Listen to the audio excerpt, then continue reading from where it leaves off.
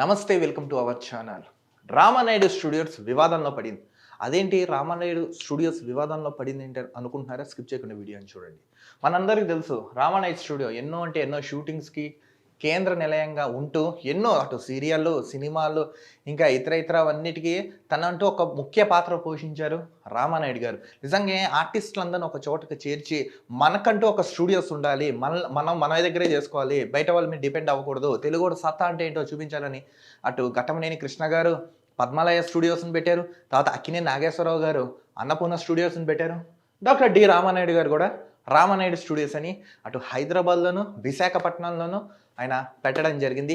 ఎన్నో అంటే ఎన్నో షూటింగ్స్ కూడా ఇక్కడ జరుపుకునే నెక్స్ట్ ఎన్నో అంటే ఎన్నో భారీ చిత్రాలు కూడా ఈ సంస్థ సురేష్ ప్రొడక్షన్స్ ఏదైతే ఉందో మంచి మంచి సూపర్ డూపర్ హిట్స్ రిలీజ్ చేసి రికార్డును బ్రేక్ చేసింది. ఆల్ టైమ్ రికార్డుని కూడా గిన్నీస్ లెవెల్ వరకు కూడా సురేష్ ప్రొడక్షన్స్ మంచి నేము ఫేము తెచ్చుకున్నారు.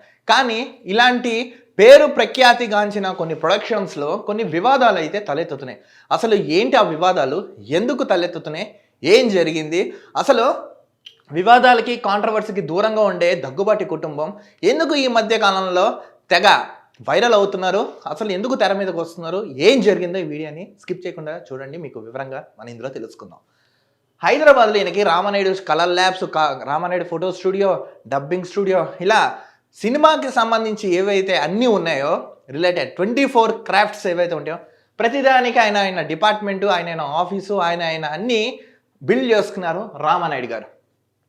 సో మ్యాక్సిమం ప్రతిదీ లిఖితపూర్వకంగా ఏవైతే ఉంటాయో అన్నిని సంసిద్ధంగా రెడీ చేసుకుని వాళ్ళ దగ్గర అయితే ఉన్నాయి. తర్వాత ఆంధ్ర రాష్ట్రంకి వచ్చేసరికి విశాఖపట్నంలో గత ప్రభుత్వాలలో అంటే ఇదివరకు ఉన్న ప్రభుత్వం రామానాయుడు స్టూడియోస్ కట్టుకోవడానికి కొంత స్థలం అనేది 35 ఎకరాలు ఎంతో స్థలం లీజుకి ఇచ్చింది. కానీ విశాఖపట్నం జిల్లా కలెక్టర్ హరేందర్ ప్రసాద్ ఉన్నారు, షోకాజ్ నోటీసులు అయితే జారీ చేశారు ప్రభుత్వం తరపు నుంచి. వాళ్ళు ఇచ్చే రిప్లై బట్టి తదుపరి యాక్షన్ తీసుకుంటామని వాళ్ళైతే చెప్పారు. అసలు ఆ మధురవాడ సర్వే నంబర్లో ఏం జరిగింది, ఏముందో ఇక్కడ మనం అనాలిసిస్ చేసినట్టయితే ఇక్కడ మనకి డీటెయిల్గా కనబడుతుంది.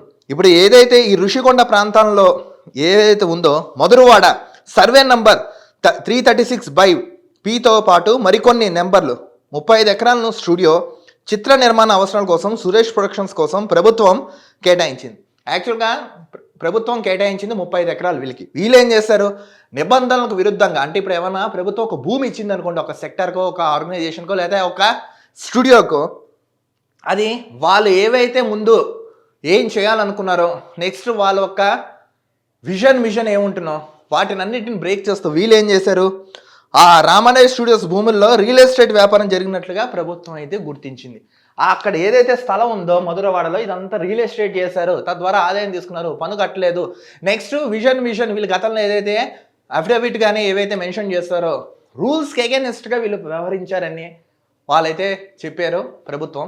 సో కలెక్టర్ గారు కూడా షోకాజ్ నోటీసులు అయితే జారీ చేశారు. వీళ్ళు ఇచ్చే రిప్లై బట్టి మేము తదుపరి యాక్షన్ తీసుకుంటాం, 35 ఎకరాలు మీకు కేటాయిస్తే దాన్ని మీరు వాడుకోకుండా రియల్ ఎస్టేట్గా మీరు ఎలా చేస్తారు, రూల్స్ అగైన్స్ట్గా మీరు పాస్ చేస్తున్నారు కాబట్టి మీ మీద కఠినంగా చర్యలు ఉంటాయి, చట్టరీత్యా మేము యాక్షన్ తీసుకుంటామని అయితే తెలిపారు. ఇందులో 2 కోణాల్లో మనం చూడవచ్చు. వ్యక్తిగత కక్షతో చేస్తున్నారు కొంతమంది అంటుంటే, లేదు రాజకీయ దురుద్దేశంతో కొంతమంది చేస్తున్నారు, ఇంకొంతమంది అంటున్నారు. ఇప్పుడు రామానాయుడు స్టూడియోస్ అంటే చిన్న చితగా కాదండి, ఎంతో మంది కళాకారులకి, నెక్స్ట్ ఇంకా ఇతర టెక్నీషియన్స్కి, ఇంకా సినిమాల పరంగా అటు బయట టెక్నికల్గాను వాళ్ళకంటే ఒక వ్యాపార సామ్రాజ్యాన్ని అయితే బాగా సంపాదించుకున్నారు, నిలబెట్టుకున్నారు. అలాంటి రామానాయుడు స్టూడియోస్ ఏదైతే ఇప్పుడు వీళ్ళకి కేటాయించిన 35 ఎకరాల భూమి ఏదైతే ఉందో వీళ్ళు నిబంధనలకు విరుద్ధంగా 35 ఎకరాల్లో ఏదైతే ఈ ఎస్టేట్ ఉందో చూశారు కదా, ఇదంతా వీళ్ళు రియల్ ఎస్టేట్ చేసుకుని అమ్ముకున్నారని ప్రభుత్వం గుర్తించి నోటీసులు ఇవ్వడం అయితే జరిగింది. ఇది రాజకీయ కోణంలో కొంతమంది చేస్తున్నారని కొంతమంది అయితే వాపోతున్నారు. దీని మీద ఇప్పటి వరకు వీళ్ళు ఎవరు స్పందించలేదు, మాట్లాడలేదు. కానీ ఎవరైతే చూసుకునే సురేష్ బాబు కానీ వెంకటేష్ బాబు కానీ ఎవరైనా ముందుకు వచ్చి మాట్లాడి దీనికి వివరణ ఇస్తే ఈ సమస్య అనేది సాల్వ్ అవుతున్నాం. ఇలాంటి చిన్న చూసుకుని అనవసరంగా బయటకు వస్తుంది, మీ పేరు ప్రఖ్యాతకే ఒక డ్యామేజ్ అయ్యే ఛాన్స్ ఉంది అనే వాళ్ళైతే వాపోతున్నారు. ఎటువంటి వివాదాలకి కాంట్రవర్సీకి దూరంగా ఉండే వీళ్ళు సడన్గా అసలు ఎందుకు ఈ తెర మీదకి వచ్చిన వివాదం ఏం జరిగిందని ప్రజెంట్ ఇటు టాలీవుడ్ వర్గంలోనూ నెక్స్ట్ నెట్టింట్లో తెగ హల్చల్ అయితే చేస్తున్నాయి.